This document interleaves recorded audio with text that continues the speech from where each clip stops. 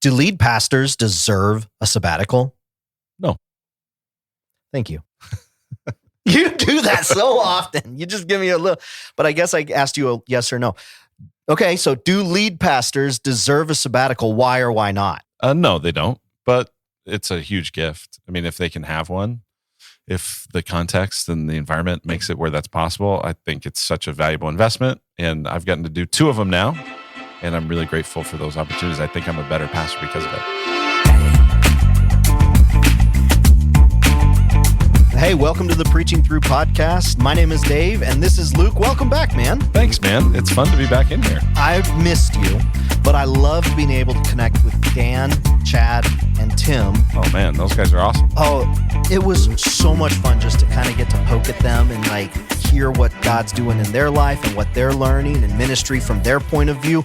It got me thinking about all sorts of things that we won't talk about here, but I was we got to talk to those guys more. It was fun to just be a listener of the podcast, but I also found myself like going, man, I wish I'd been part of those conversations because they just were so interesting and fun.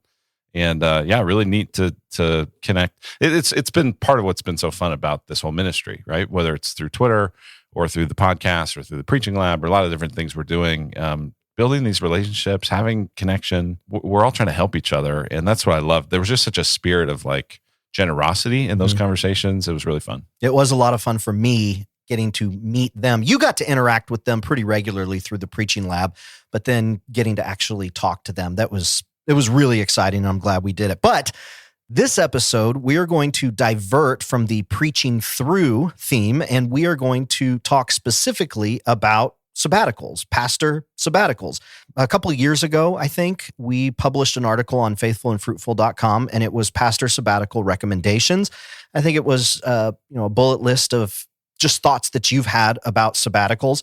And at the end of the conversation today, I want to ask you to go a little bit deeper in terms of how might a pastor argue for a sabbatical if they're in a environment where that is kind of a foreign thing. There's really no precedence for it. So that's eventually where we'll end up. But to start the conversation, I would like for you to define for me what you mean when you talk about sabbatical and maybe clarify what you mean against maybe what you've heard a sabbatical referred to in other environments. When I think about a sabbatical, what I'm especially thinking about is an extended period of time away, specifically for rest, rejuvenation, refreshment, renewal, and any other thing that starts with R. So that's what I have in mind. And what I recommend to people is to try to aim for in the 8 to 12 week range. But in some environments, people say, hey, I'm getting a 4-week sabbatical. And I go, great. But to me, it's more about the intent of it. The intent of it is it's not just to go play around and have fun and like a vacation, but it's specifically an investment in renewal and rest, which of course, play and vacation, that can definitely be part of it. There are times where a pastor is kind of in trouble and they'll say, well, he was in this inappropriate whatever, and so we're going to put him on sabbatical. And I go, don't use the term sabbatical. Call that a leave of absence. Or there'll be a time when a pastor's like, I'm going to go on sabbatical to write this book or to finish my doctoral dissertation. And I'd go, why don't we call that a writing leave? Because that's really more what it is. And maybe I'm being nitpicky there, but I think part of the reason some people are resistant to even good sabbaticals is because they have only experienced bad sabbaticals. And part of what made certain sabbaticals bad was that the way it happened actually wasn't really the intent of refreshment, rest, renewal, that kind of a thing. It was actually something else. And as a result, it's like, well, why would we keep doing that? So that would be what I would argue for. And again, I don't want to be too picky about it, but I would tend to go, call a writing leave a writing leave, call a leave of absence a leave of absence, call a study break, call a sabbatical a sabbatical. Would you just share a few points of what made up this sabbatical for you? How long were you gone?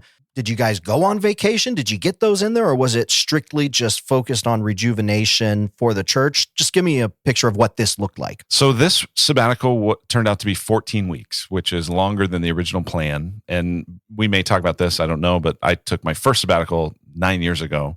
And at that time was the first person in our organization to take a sabbatical. And so this was now my second one. It coincided with our 15-year anniversary as a church. And so the elders really wanted me to have a sabbatical this year.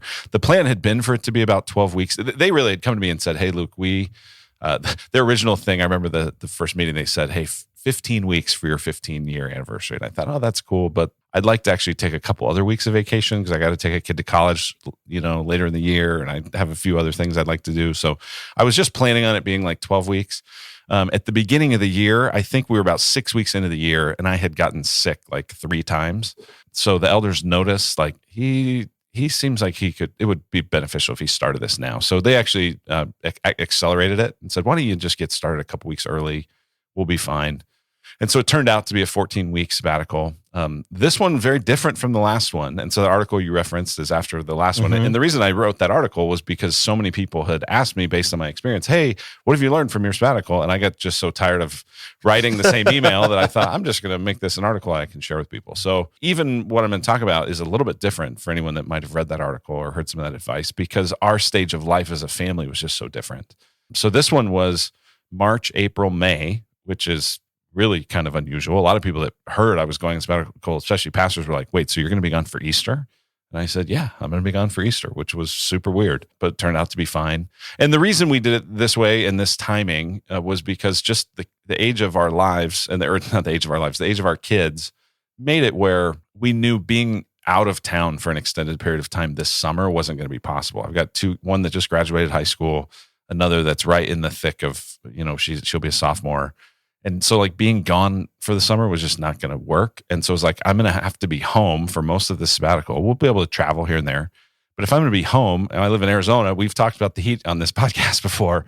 I'm going like, I don't want to be stuck at home June, July, August when it's brutal here. Like I'd rather be like all the people who retire here and enjoy the winter and the spring. So March, April, May it was. So that made it where I was able to spend a lot of time outside, spend a lot of time playing pickleball with my wife. And it was really delightful. We got to travel some. So we did get to take one real like once in a lifetime trip with our whole family. Got to go for just over a week to London and then to Ireland. And that was really special to be able to see those places and be together as a family and cram into this rental car and drive on the wrong side of the street and pray we wouldn't die and all sorts of stuff that you do in Ireland. And so that was really cool. And then my wife and I had a few little trips. We went down to Mexico for a couple of days here and there. And then, we're not far from Mexico. And then took a short little trip to Austin. But for the most part, was home. And our kids would go to school at 7:00 and they'd come home around 3:30. And in between there, essentially what I did was spent the first couple hours of the morning reading, sitting on the porch, drinking coffee. My wife and I just kind of separately enjoying time with the Lord, kind of doing our thing. And then mid-morning, like around 10:00 or so, we would go just do something fun and active. A lot of times we'd go play pickleball or we'd go work out or go hike or just do something outside. Most of the time together, occasionally not together. And then we'd come home and have lunch and take a nap, or that's when we would do some of the household chores. We were what we didn't want to do was just treat every day like you're just doing stuff around the house. Mm-hmm. Like I felt like that would get antsy. That would actually not be that restful. And that's the thing, and you know this, Dave. I mean, we had enough conversations about this privately just to I was nervous about this. Like, I'm not handy, right? I have some buddies who, if you gave them a few months off, like they'd build a whole new wing of their house. Like I wouldn't do that. And so I was going like, am I going to wake up every day going, what do I do today?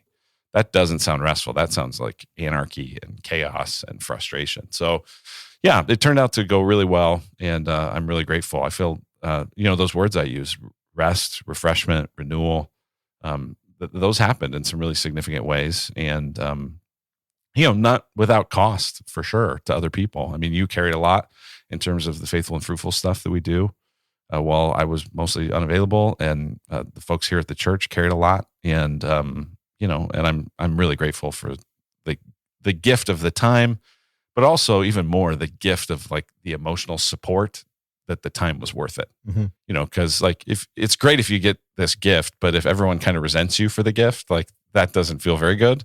And so having just all those layers of encouragement and support and blessing has been really a gift. So I've gotten to hear that now multiple times, and you've gotten to share it multiple times. I'm sick of him talking about this.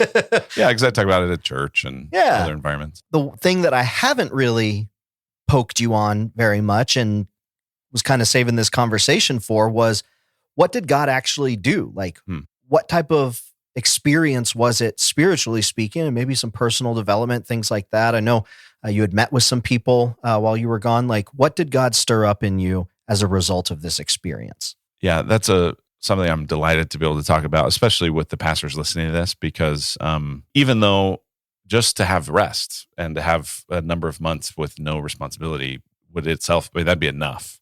But then, there are some cool things that God did. I mean, one of the things that just is such a gift that I think is pretty true if you're intentional about sabbatical is, so part of what God did is he gave me a quieter mind, which the analogy that has come to my head, in the weeks, especially since returning, is most of life, I think, Dave, is a lot like you're in a stand-up bathtub, which, by the way, I don't think that exists, but it sounds like a terrible idea. But if you can kind of picture that. But for the sake of this. For the sake of the analogy, imagine a stand-up bathtub, and there's spigots all around it.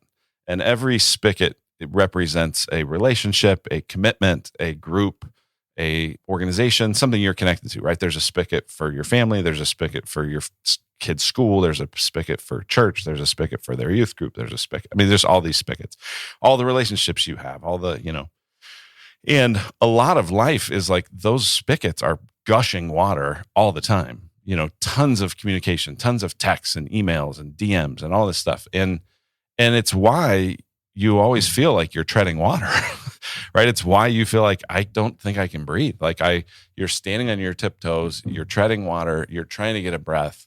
The gift of sabbatical is that a bunch of those spigots turn off.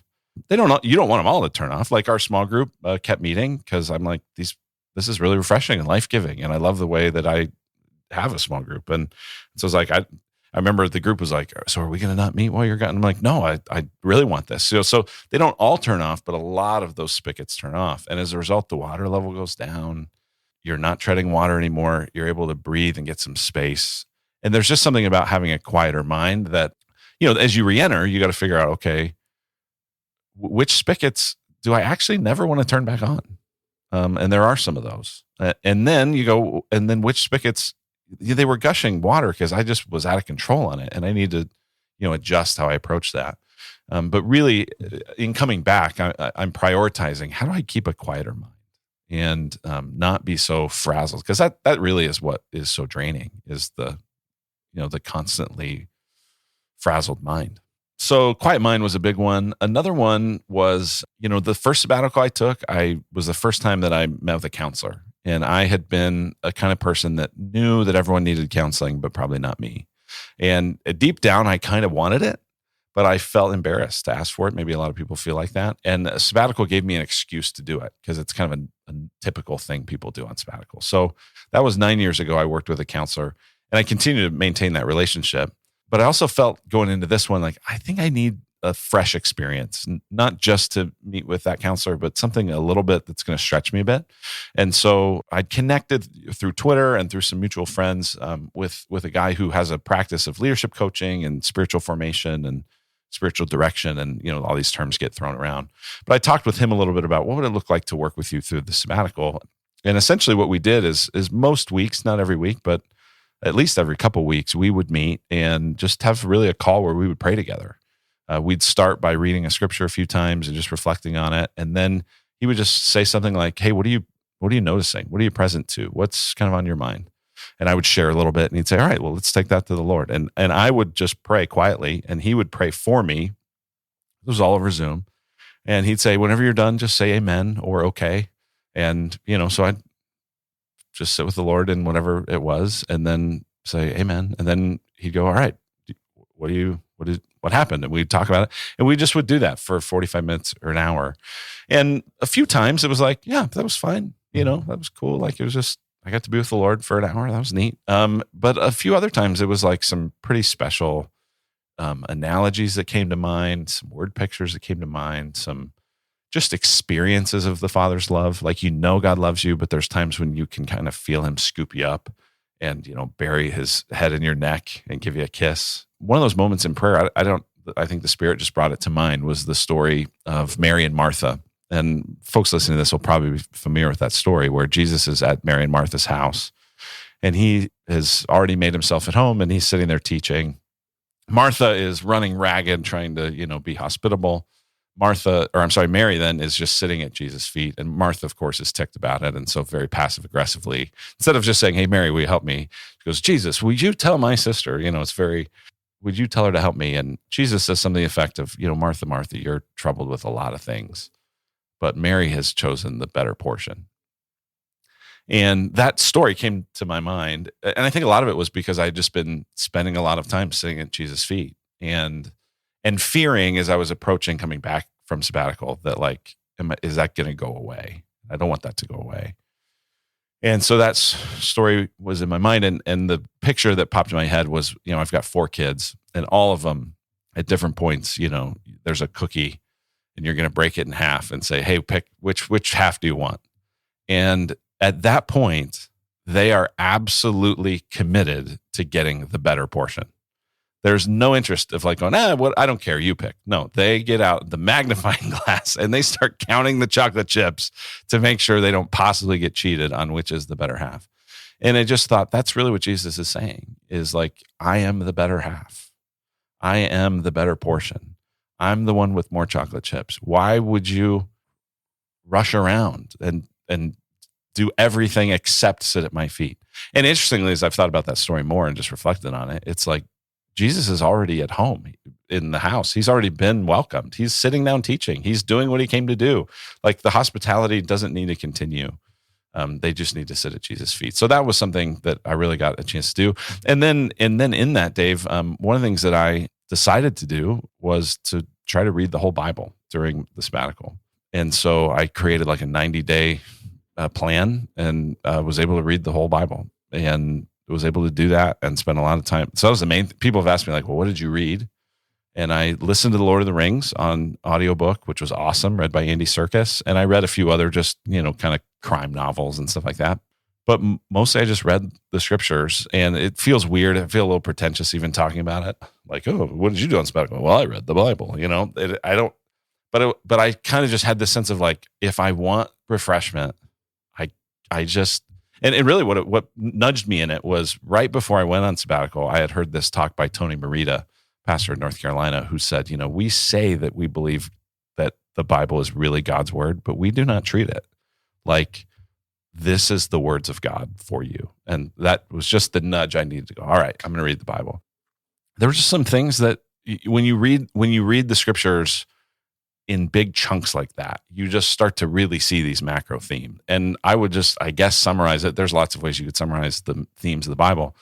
But the ones that stood out to me, at least in this reading of it, were God essentially saying, trust me, obey me, and watch out if you don't, because it's really going to go bad for you. I was especially struck by how much of the Bible is warning.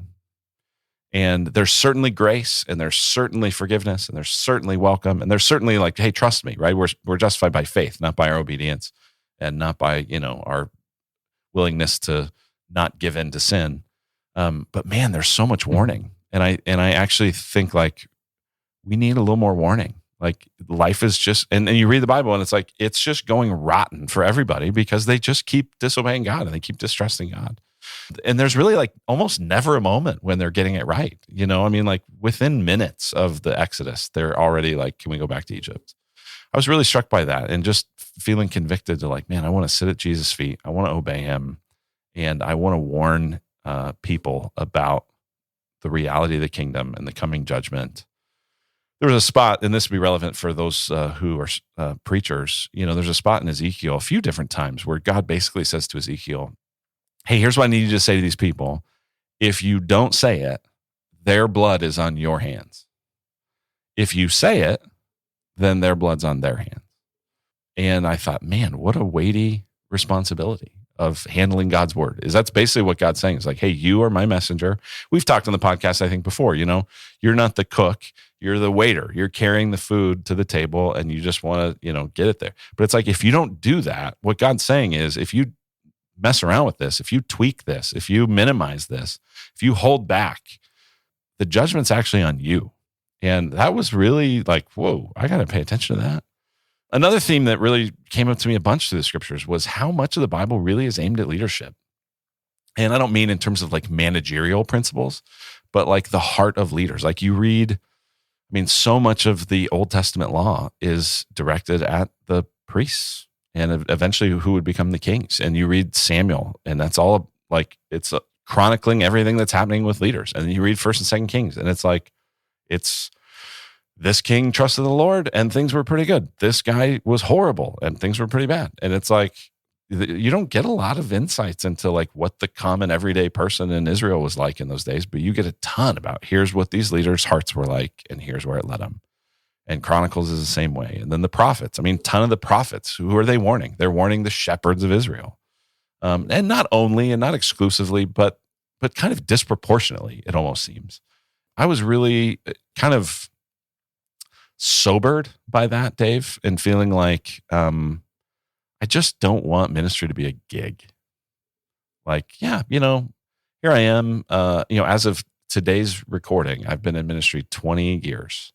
And it's like, I don't want this to just be like, well, this is the career path I chose. It's like, no, I'm representing God in some way, and I want to be faithful in that. So there was a renewed sense of that, and then just lots of other sweet conversations and sweet times and with my family. But those were the big things that God stirred in me. Dude, thanks for sharing that. Yeah, I know that's a lot. Kind of ended up into a sermon there, but I can't help it. Oh, that's great. They got fast forward buttons if they just want to get to the second half, but that's great. I'm glad that we got a chance to, I'm glad personally that I got to hear some of it. I've heard some of it already, and there's some of that there. I didn't know that you read the Bible all the way through. I hadn't heard that yet. So that's really cool. We'll take a break and then we'll come back and we'll get maybe into a little bit more of the nuts and bolts of how a sabbatical functions and how to get one. A few years ago, a new pastor joined our team. He'd been on staff at another church for a number of years, had a lot of experience preaching. And before he preached for the first time at our church, I said, hey, after your sermon, we'll sit down and just debrief it and talk it through. And we did that. And I was able to give him some coaching feedback that just to me felt totally normal. But afterward, he said something that blew my mind. He said, I got more feedback from you after that one sermon than I've gotten all these other years that I've been involved in preaching. Now that stunned me. I grew up in an environment where you got lots of feedback, you got lots of coaching, but I realized that's actually not a common experience for most pastors. Most of us, we only get a little bit of a, hey, pastor, that was pretty good, or we get a nasty email, neither one of which are very helpful.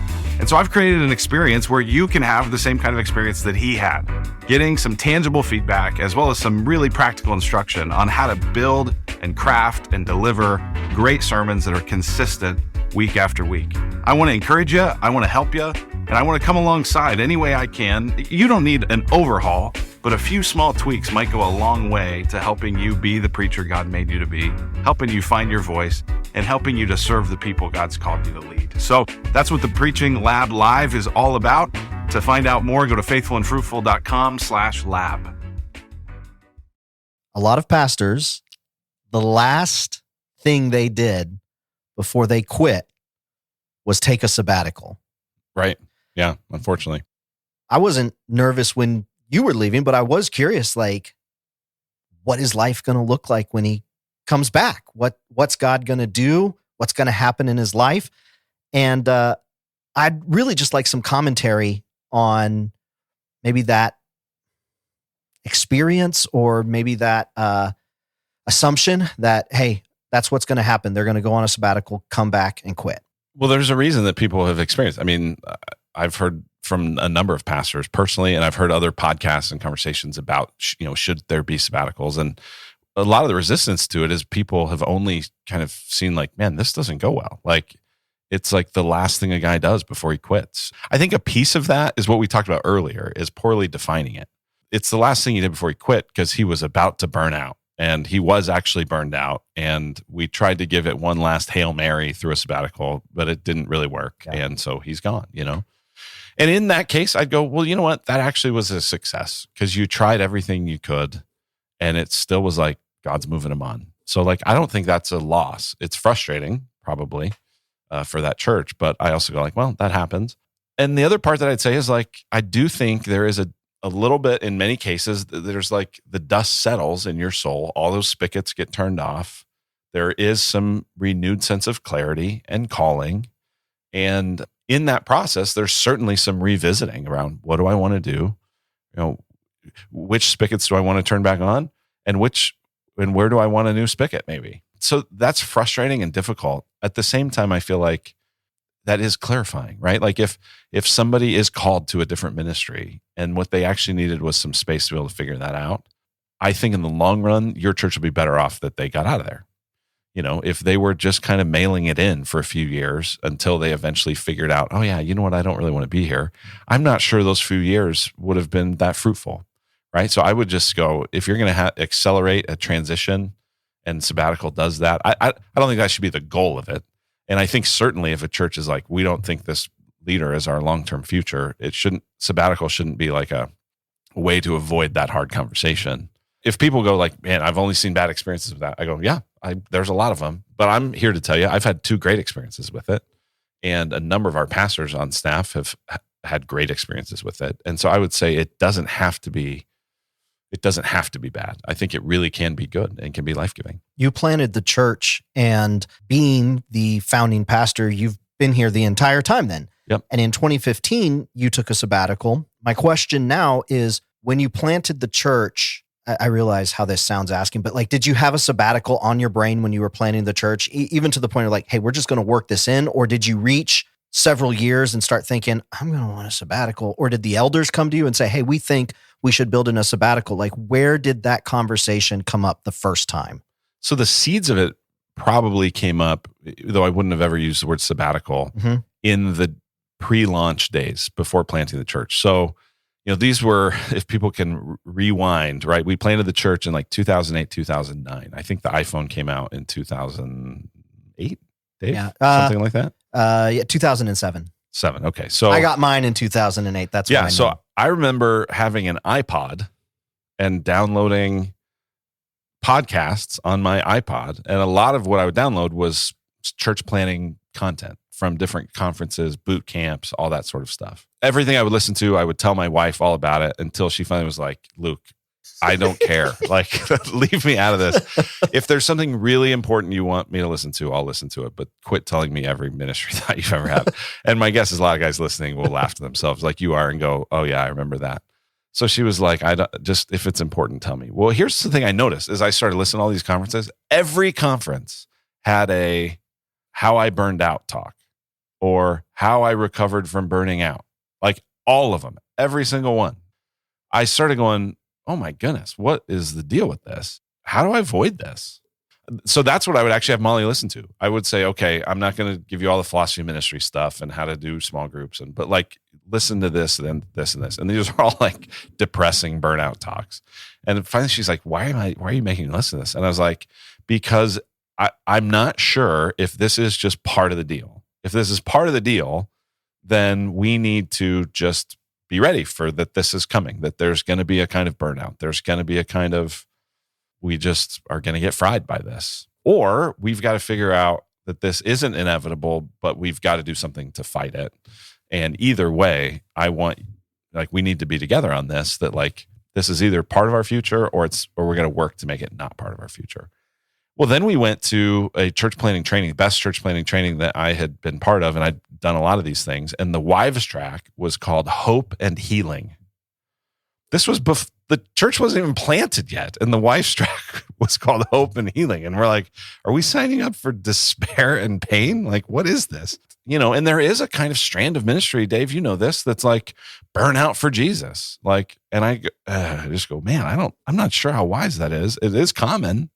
You know, anyone who listens to Kerry Newhoff, every episode, he's mentioning his burnout story. Like, it happens all the time.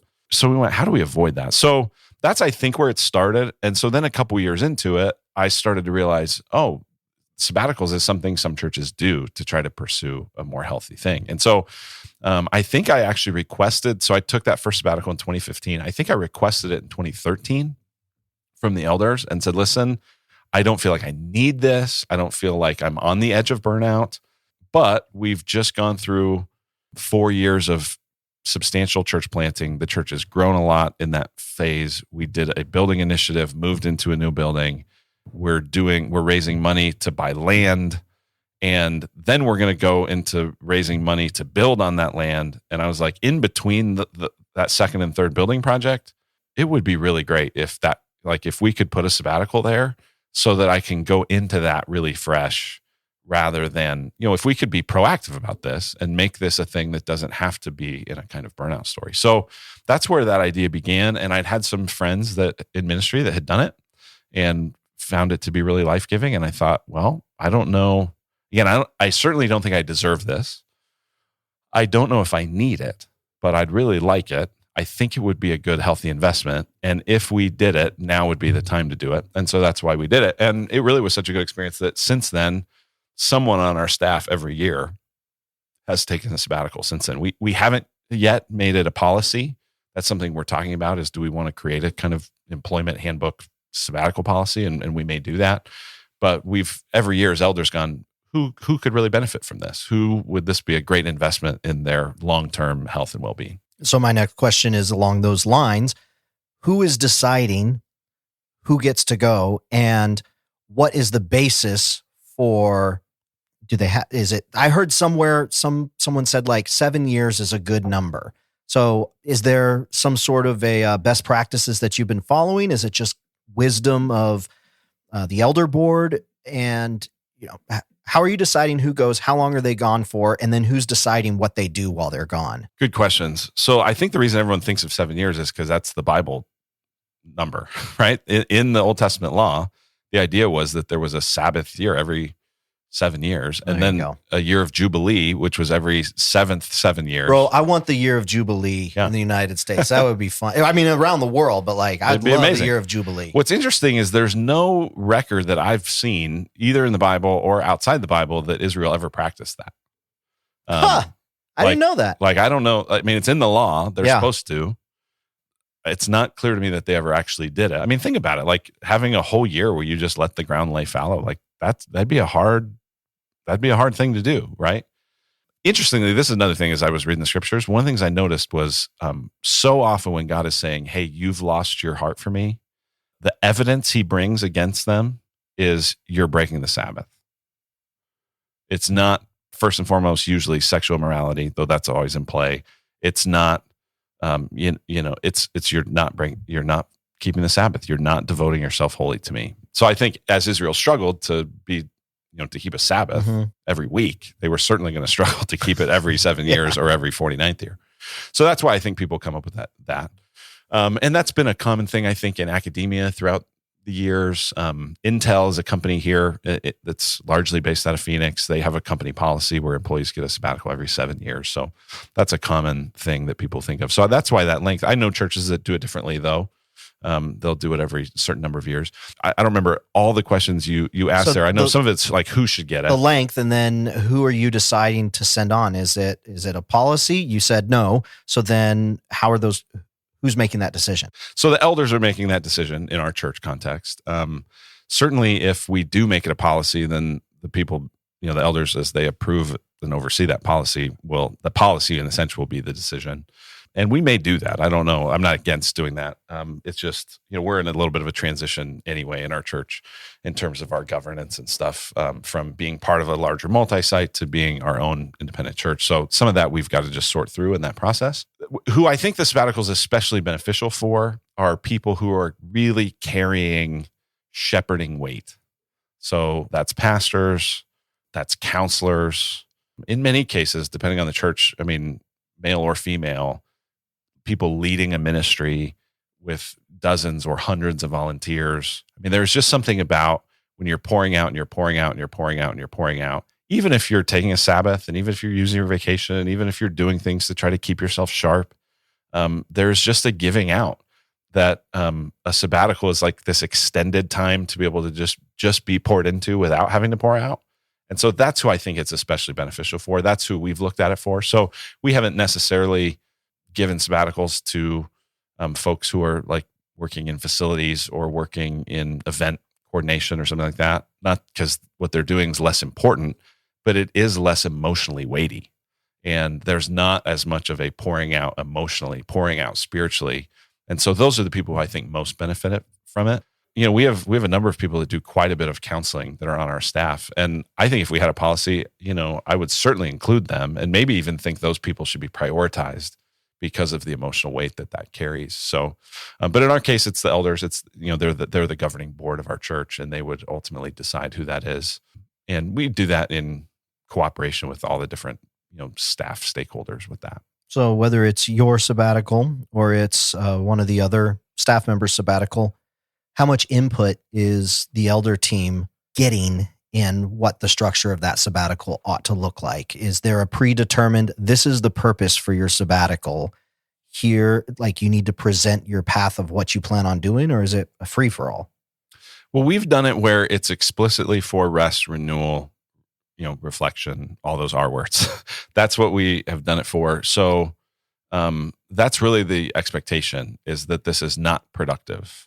Now, if some kind of cool inspiration hits you and it's like, I just kind of started working on this thing because it was just really life-giving and fun, like, okay, fine, but it's not like, hey, I want to get away because I got to really finish up. I need some extended time to finish that small group curriculum that I haven't been able to get around to, So it's like, turn off email, turn off chat, turn off all these things and rest. That's the expectation. What exactly form that takes, and, that's going to depend a lot on the particular person, what kind of resources they have available to them financially and otherwise.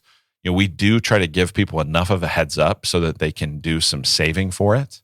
In certain cases, depending on the situation, we've been able as an elder team to also give some additional financial gifts to be able to facilitate things. We've also typically had the church pay for counseling or pay for some kind of therapy or spiritual direction or whatever that is through that time. So it's a generous thing on behalf of the church, because not only is it the person getting, their normal salary and benefits, but usually there's some other things in there as well. Like I said, we've done that on a more case-by-case basis. We haven't done that yet as a policy. As you've been a part of 2 sabbaticals now, and you've been around when other staff have gone on sabbaticals, have there been any challenges that you've encountered that someone listening might be thinking, like, what might arise that I didn't account for? I think if you're a ministry leader, certainly make sure you've got your volunteers lined up for whatever ministries happen. If you're the pastor, make sure the speaking calendar is lined up. Make sure that you have someone to be instead. But is there something that has arisen that maybe say, hey, we've changed the way that we do the prep or the follow-up because of past experiences? Going into sabbaticals, you have to have a conversation with your leaders to go, hey, when do you do need to call me? Because I can imagine situations where that would be the case. I think that bar should be really high. I remember one time listening to this thing where this guy talked about how he and his wife always took separate cars on vacation just in case he got called home by the church. And guess what, Dave? Every single time he got called home, because the people were like, well, he brought a separate car. He doesn't care if we call him. He wants to come back, and so I think that's like so stupid, But I told our folks, like, hey, if somebody dies, like if one of the members of our church dies, I want to know that. If there's just use your discernment. I don't want to be bothered. I want to be left alone.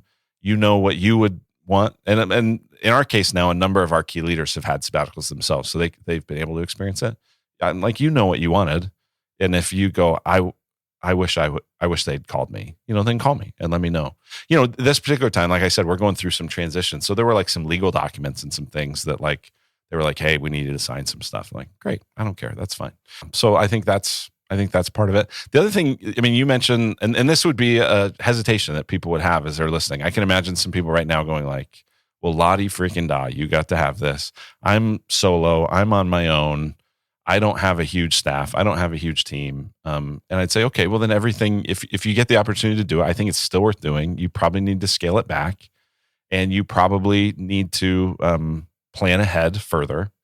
In our case, I like I said, I was gone, I think 14 Sundays. I think we had 2 guest speakers, and the rest were done by our staff pastors. In a smaller environment, that might be part of what you budget, is go, okay, we're going to have a little bit more budget to be able to have more guest speakers.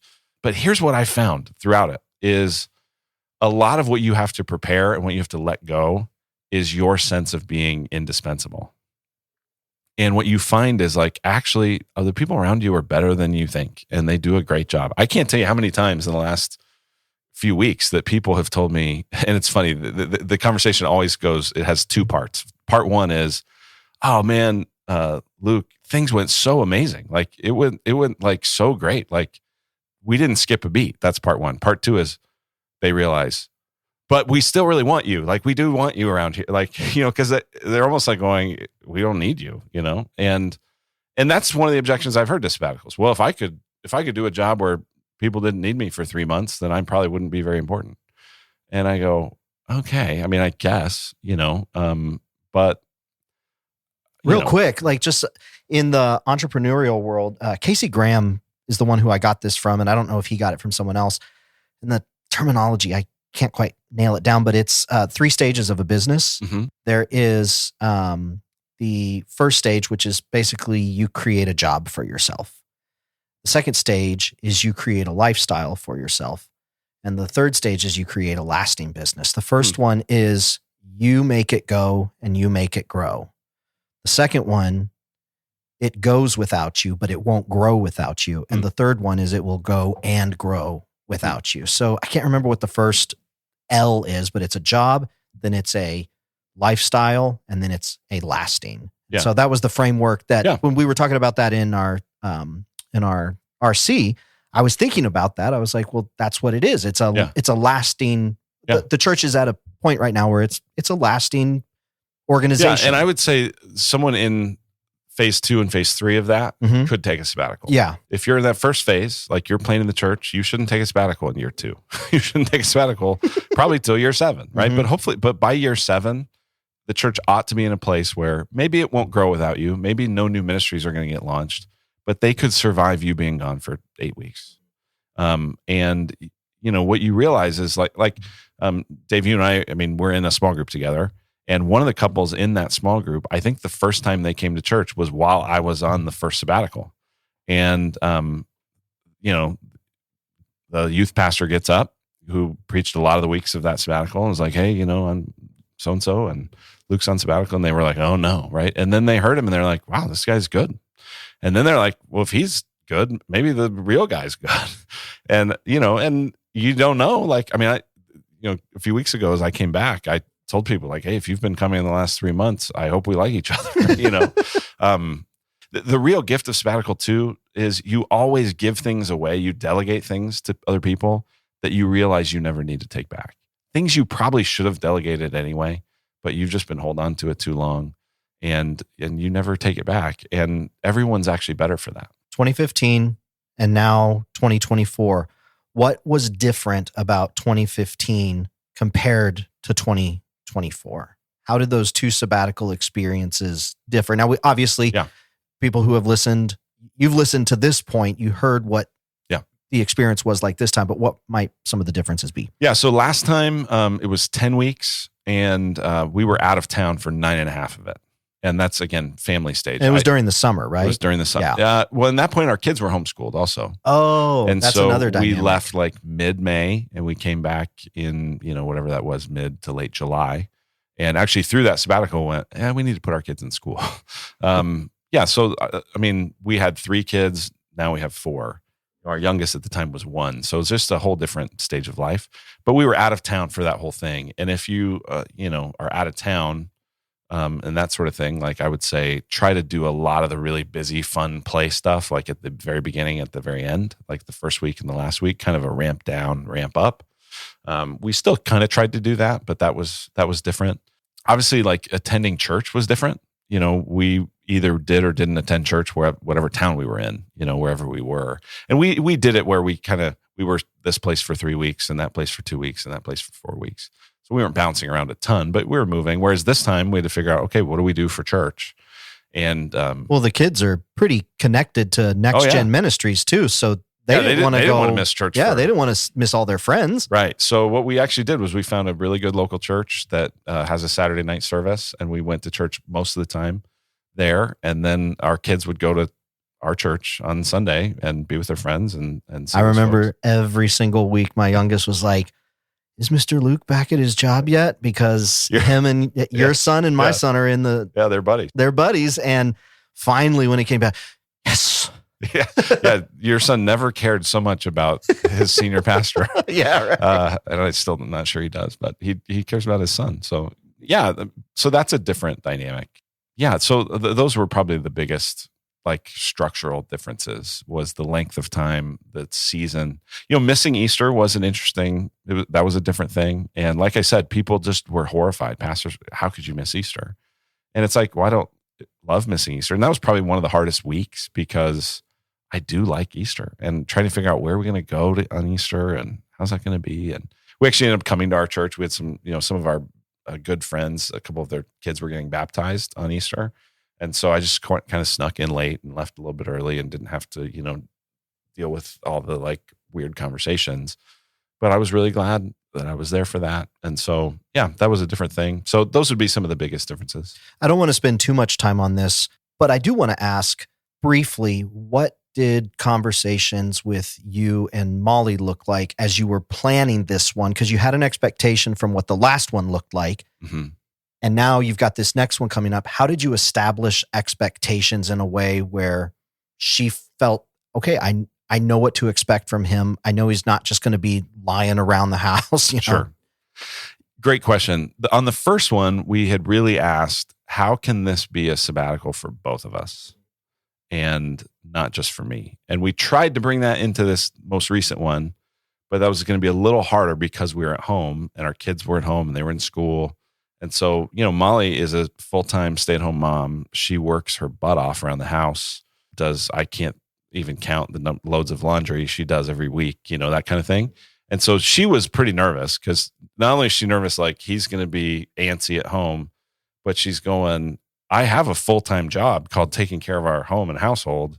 And you're going to want to just screw around all day with me. And you're going to want me to do it with you. Like you're going to want, hey babe, let's hang out. And so she was feeling like, I don't know, how am I going to do that? And so we had to have those conversations about, well, what would a good rhythm be that would make it where you still feel like you're able to get all the things done around the house that you want to do? What are some things I can help with in that process? What are some things that like we're okay if it's like normally an A and it's going to be a B- for the next few months, like that's okay. So there was that. The other thing was our oldest was graduating at the end of it. So we were navigating a lot of different things with family coming to town and stuff like that. But yeah, it's really important. The question's a great one because you have to think through not just how's this great for you, but how's this great for your whole family. And that's an important conversation. When you're talking about, I have a full-time job. I come home and Sandra will be making dinner or laundry or whatever the case might be. And I'll just come up and start messing with her and she'll turn around and she'll look at me. Imagine if I came to you in the middle of your workday and started talking to you about the Kardashians or who knows what. Yeah. How would you? I was like, I would not like that. She's like, can I cook dinner now? I was like, okay. That's funny. Point well made. What was funny, just this is a little side note, but one of the things I just recommend on Sabbaticals, like explore a new hobby, explore a new thing. And one of them, and this will really turn off some listeners, other people will really like this, is I decided I'd like to learn how to make a handful of really great cocktails. And I'm, not really a big drinker, but I was like, I think that'd be a fun way when I host people to be able to go, hey, can I make you a cocktail? And so a couple weeks into sabbatical, I came home one day with like a lot of liquor. And my teenage daughters, especially, who knew, like, I was pretty tired. Like, I needed some rest. Like, they were going, like, is this what sabbatical's going to be? Dad day drinking on the porch? And I was going, no. And so we talked through all that. But it was kind of we were having some good laughs about how was your dad's sabbatical? Well, he had a bunch of alcohol on the front porch. So that's not quite how it worked out. But right. I can make a pretty mean Oaxaca old fashioned now if anybody's interested. So. There's one more question I want to ask, and then I want to get into what I know some folks listening are really interested in. How do I advocate for myself? How do I land me one of them fancy sabbaticals? There you go. My final question before we turn that corner is, how has it been coming back into your role, rejoining staff, re-engaging with preaching, and just re-assimilating into church life? It's gone pretty well. I think it's gone as well as it could. I mean, on one hand, it was hard because sabbatical was so great. And because it was home, it was like I'd figured out this whole new way of life at home and had to figure out how to like try to reintegrate that. So that's been a little, it's taken a little bit of time to sort that out. The real gift I had was that because these other pastors on my team had been through a sabbatical before, they knew the reentry process, right? And what we always say is you want to wade slowly back into the water. You don't want to cannonball. And my first sabbatical, we weren't quite ready for that. And so it was like I had handed my team these big, heavy rocks and they were holding them. And as soon as I was back, they were ready to drop it in my lap. And I got like alligator arms, like, woo, no, I'm not quite ready to take it. And there was some frustration there. They even, the first 3 weeks, I hosted 2 of the Sunday services and only preached 1 of them.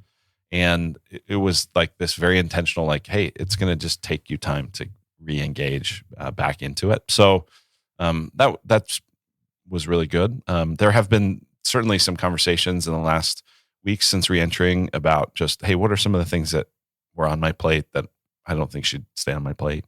And so we've had to talk through some of that. But it's been good. And it's been really nice to just see people and talk with people in the church and go, how you doing? And what's been going on? And so I've been scheduling just a good number of like catch up meetings, how's it been? What's new? That sort of stuff. And I'm just really great. I mean, the overwhelming feeling I have is just gratitude because we're going to even talk about it, I think, in a minute. I don't feel entitled to this. This is a huge gift, and people's excitement for me to receive the gift has just been such a blessing. I don't want to get past this without you mentioning it. There's 2 questions that you've been asking staff, or at least figuring out how to ask it without it feeling weird. Number 1, What did you miss? Uh-huh. What do I bring to the table here? Like what got worse? What am I good at? And then number 2, what was better? Mm-hmm. Can you talk a little bit about that? Because I like those questions, and I think there's a level of just self-awareness that you have to ask them. Yeah, people will go, oh, we missed you so much. And a lot of what they're saying is we miss just you as a person. We missed your presence, But I did get thinking a little bit into re-entering. I wonder what actually they missed, right? Because all these people are telling me, man, we didn't skip a beat. It's like, well, is that totally true? Or was there something that got a little worse because I wasn't here? And that's not because I have such a fragile ego and I just want you to stroke my ego and tell me how great I am. But I am trying as a leader to go, how do I spend the most time doing the stuff that adds the most value? Mm-hmm. And so if I could figure out, well, here's what actually got worse because so much didn't get worse means there's a lot of people adding a lot of value in a lot of areas. But if I could find out what got a little bit worse when I was gone, I should lean into that. Yeah. On the other hand, I thought, well, anytime someone quits their job or leaves, or I've seen this as other people go on sabbatical, like some stuff gets better, some stuff gets easier, some stuff gets more fun, some environments get more lighthearted and enjoyable. So I wanted to know, well, what got better with me gone? And the team had some answers for that. And so those are things where I'm going, okay, that either needs to inform my approach to something, or that might be an area where I go, I'm gonna lean into these things where I especially add value, and I'm gonna lean out of these things where I'm actually getting in the way. Yeah, it's been nice to be able to talk through that and try to discern some of the answers to those questions.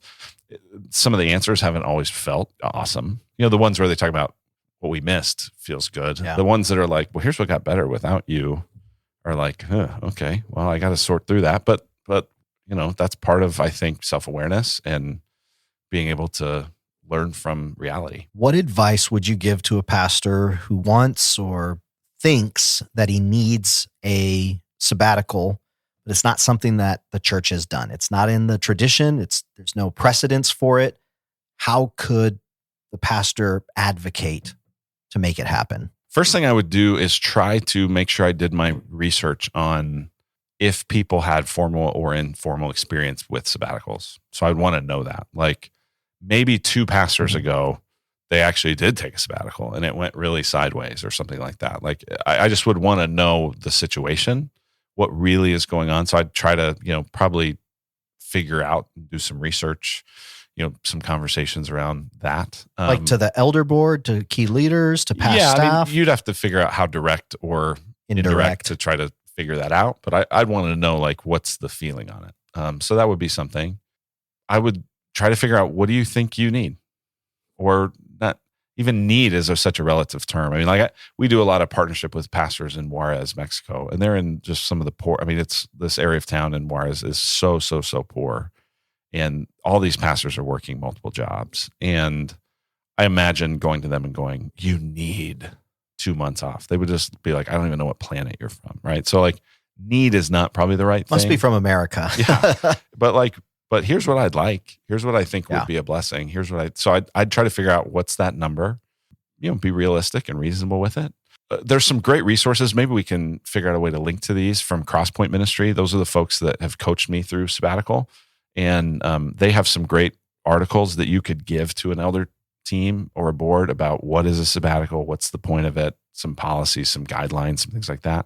But the main thing I would do is I would request it in advance. If you're thinking next summer, well, the sooner you can do that, so that people have time to plan, time to budget, time to prepare, so that it doesn't feel like this is a response to some crisis. This is a huge problem. To go, hey, one of the things I'm just thinking about as I think about my long-term health and our long-term health is that it would really be valuable if we could, do a sabbatical. So I think to share a resource like this with some of the guys, some of the board, and go, hey, here's something I've been listening to, because this is the spot I was in. We didn't have a sabbatical policy. Some people that had taken quote unquote sabbaticals, it really was like the last thing they did before they quit. And that was at some of our other sister congregations. So there wasn't a huge appetite for it. And I just put together a simple proposal, said, here's what I would like to do. Here's why I'd like to do it. Here's what I think it would add. To be really clear, I don't feel entitled to this. This isn't I get this or I walk, but this just is something that I think would be a worthwhile investment in the health of our church and in my health. So that's what I would do. And then I would, think through how you're going to respond to the inevitable pushback that some people are going to have about that. Let's just talk about that then. Yeah. I'm on staff here, and I mean, I'm not, but let's play a hypothetical. I'm on staff here. I'm the, communications pastor. I've been here for 5 years, and I come give you exactly what you asked for or what you suggested right there. Mm-hmm. What type of questions, what type of pushback might I expect from my leaders when I make that proposal? One of the common things is someone is going to say, well, I don't get a sabbatical at my job. I work, I'm a plumber. I don't get a sabbatical. I'm a firefighter. I don't get a sabbatical. I'm in finance. I don't get a sabbatical. I'm in marketing. I don't get a sabbatical. Why should you get a sabbatical? So that would be, I think, one. And that's where I would want to go. So I'd want to say it basically something like this. I'm not saying I deserve a sabbatical. And I'm not saying I should have one, like I'm entitled to it. But the nature of ministry is that there's a lot of emotional and spiritual weight that's not typically part of every other job. And there's a lot of reasons why over the years people have practiced sabbatical as a way to proactively invest in long-term health. So I would totally reframe it around it's an entitlement. So no, it's an investment. So that'd be one area of pushback. Mm-hmm. Well, I don't get that. Why should you get that? Another one would be well, what are we going to do when you're not here? And so that's where I'd go, well, you have to have a plan for that. You have to go, well, I've thought through the preaching calendar, and I've thought through who would do what, and I've thought through how would these responsibilities be handled. And so I think to have a plan and have that. And another thing would be, people would, I don't know exactly how they would phrase a resistance like this, but is this just your idea, or is this where's this coming from? And so I think to, be somewhat prepared with resources of here's like I mentioned, Crosspoint Ministry, or here's a podcast like this. Here's people that have done it. Here's things that they've said have gone well, things that go poorly. Here's things to pay attention to. Those kind of resources, I think, would be really helpful to make people feel okay, this isn't just some random thing that you're lazy and trying to get a break. And really, what I'd say is if the elders are good elders, where over time they really do want the health of their pastor, they're going to at least be open to the conversation. They may in the end say, hey, this isn't the right time, or, you asked for 10 weeks and I think we can do 4. Okay. If you have elders that are not at all even willing to have the conversation, either you're approaching the conversation really badly, or they're not good elders, to be honest. So I'm going to give you one more opportunity to just share any final thoughts you have about the sabbatical. Before I do that, I want to let you know, Pastor, that I would imagine the majority of pastors listening are preachers, if not the primary preacher. Earlier in, I think, season 1, we talked about preaching through a sermon calendar, and the idea here of getting way ahead in not only just the diet of, hey, here's what we're going to be teaching, but in terms of lining that up with strategic vision and what is happening in the life of the church. Go back, listen to that conversation if you are not 6 to 12 months out ahead in your preaching, because really that's going to be a critical component that you need to have in place before you even really breach the subject. Now, you don't have to have all those ducks in a row, but you can say, hey, here is what the plan is for the next 18, 24 months. I'm thinking about this, a year or 18 months from now. So that's going to be a critical one. Luke, is there any final commentary that you would have on this particular topic before we wrap it up? One more very practical suggestion would be that if this is something you're going to do, I would communicate it to the church pretty early. I think if possible, you want to try to avoid, hey, next week I'm starting a 2-month sabbatical, because that starts to make people go, whoa, what happened? Is something up? Is something wrong?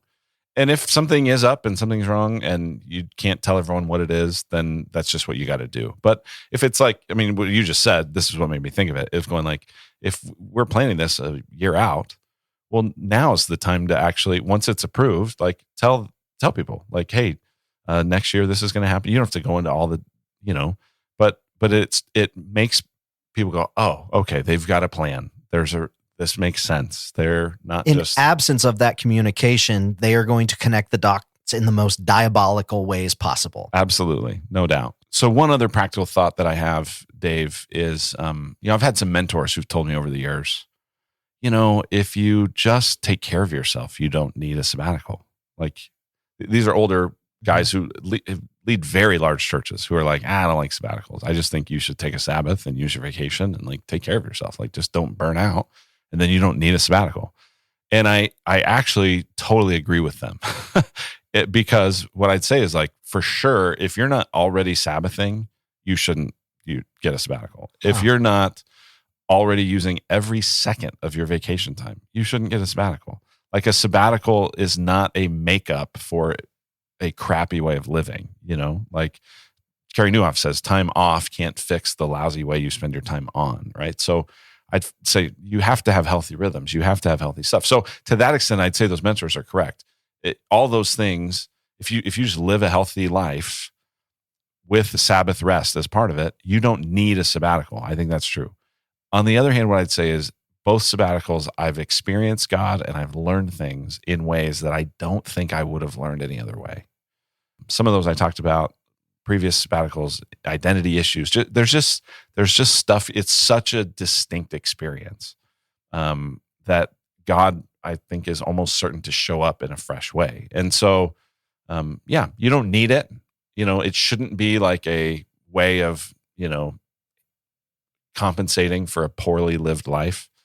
But if you incorporate it into a well-lived life, I think there's even extra blessings and extra insights and extra formation that God is going to do through an experience like that. Pastor, I've tried to get Luke talking as much as possible about this topic because I spent enough time in full-time vocational ministry to know that this is an interesting topic, and there's not a whole lot of precedence in terms of my ministry track. It's not something that I saw. It's not something that I experienced. And I know that that's the case for a lot of ministries out there. So I tried to get him talking as much as possible. And I know that there's probably additional questions that you may have. So I want to let you know that you can send a message, info@faithfulandfruitful.com. If we get enough questions that come in, maybe we'll do an extra episode or something like that, just answering the questions. But at the very least, if there's something that we did not talk about or a specific nuance that you think, hey, Luke, what's your experience with this? Send an email in and we'll do our best to get you an answer. But overall, I just want to thank you, Luke, for sharing. I was very curious. I mean, we talk a lot offline, but like I was very curious about a lot of this stuff. And so it was fun for me to get to listen. We kind of got to talk about what's coming up for Preaching Through podcast, but I think we'll just say that this is the end of season 3. Is that what we're in right now? I don't know. I think it's season 3. This is the end of season 3. We'll end It's the end of this season. It's the end of this season. And so grateful to have another one in the can. I feel like these conversations are life-giving to me, but like evergreen in the sense that like, man, it's just good to have another voice, or to at least have one voice to speak into some of these dynamics that are at play in ministry. So any last thought for this season? Thanks for listening. And thanks for being willing to share this. It's fun to see this get shared and get out there because, we just want to help people. So thanks for being part of it. And we'd love to continue to engage however would help you. All right. Take care, everyone. Bye-bye.